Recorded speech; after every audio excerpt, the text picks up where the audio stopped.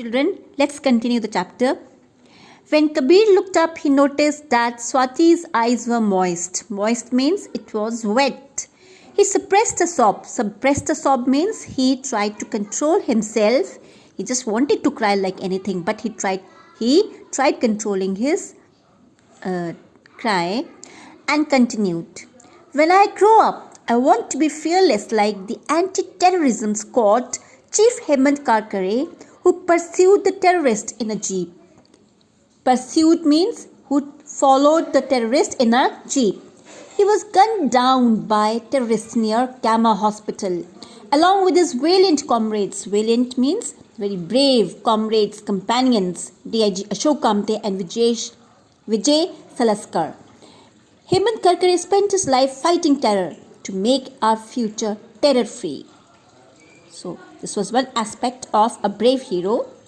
Kabir now had goosebumps on his arms. What are goosebumps? Goosebumps are the projections on your skin when you are to the extremes of your feelings. Okay, so he had goosebumps on his arms and Mrs. Barua was looking down. She did not want her students to notice the tears that had welled up in her eyes. Welled up means collected in her eyes. Kabir went on. When I grow up, I want to be compassionate like Muhammad Tawfiq. Compassionate means a person who is very caring, like Muhammad Tawfiq.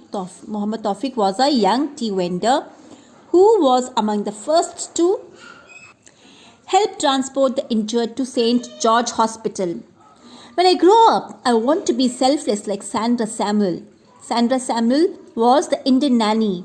Nanny is a profession in which a female takes care of a child in the absence of her parents, who saved the life of then the 2-year-old Moshe Holzberg.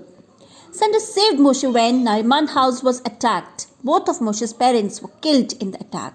So, this child's parents were killed in the attack, and it was Sandra Samuel who gave a selfless help to this little child and took care of this little child. When I grow up, I want to be like the caretakers of Kabristans. Kabristan is called cemeteries in English. In Mumbai, he says that when I grow up, I want to be like the caretakers of Kabristans in Mumbai. They refused to allow the terrorists to be buried there.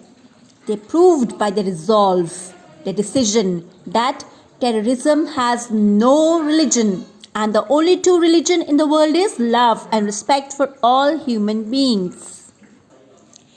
Irome's eyes swelled up with tears and she asked with a choked voice. Now Irome was one of the students in the class. Her eyes were full of tears. Okay, and she asks with choked voice. Choked voice is a condition when your throat is full of tears and you are unable to speak. Okay, that your tears block your speech. So, still she asked, who are terrorists, ma'am? Mrs. Barwa dabbed a handkerchief to her eyes. What is dabbing a handkerchief to eyes? She tried to dab up. She took a handkerchief to wipe up her tears and said, terrorists are people like you and me. The only difference between us and them is that their goals are misplaced. No person in his sound mind would kill children as they did in Peshawar. Peshawar is a place in Pakistan. No sensible man will gun down the harmless people like the terrorists did in Paris. Terrorists have no nationality or religion. They only have hatred, and that is what they spread.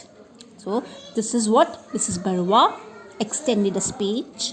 Okay, she gave a clear picture of what the terrorists are. Okay, who the terrorists are. They are the human beings like us, but only their intention, the only difference between us and them is that their goals are not right. Okay, Kabir's heroes were courageous because they cared. I'm sure that like them all of you will become pillars upholding the virtues of peace.